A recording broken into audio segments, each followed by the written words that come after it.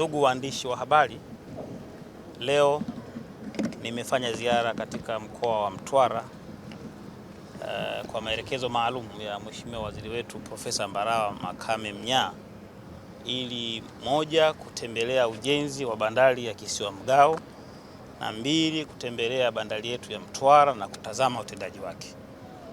Kwa upande wa bandari ya Kisiwa Mgao ambayo kimsingi inajengwa katika halmashauri ya Mtwara vijijini, nimekutana na wataalamu waliokuwa wanasimamia mradi huo, nikiwa pamoja na Chama cha Mapinduzi ngazi ya mkoa, mwenyekiti na viongozi wa serikali. Kwa bandari ya Kisiwa Mgao naweza kusema yafuatayo machache. La kwanza, nini msingi wa kujenga bandari ya Kisiwa Mgao?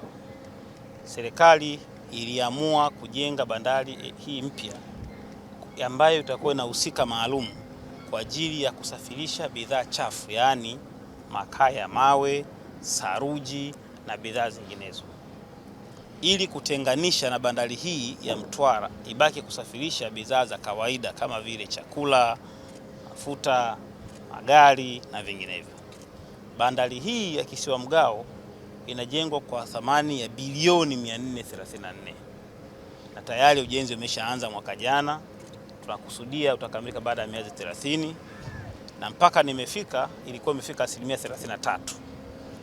Bandari hii ni sehemu ya maandalizi ya kufungua uchumi wa kusini mwa Tanzania. Bandari hii inakwenda sambamba na ujenzi wa bandari nyingine mpya inayojengwa Mbamba Bay.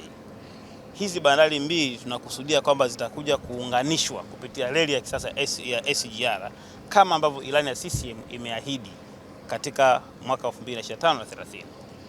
Ni maono ya Dr. Samia Suluhu Hassan kuifungua nchi yetu na kuhakikisha kwamba wananchi wananufaika na uchumi wa nchi yao.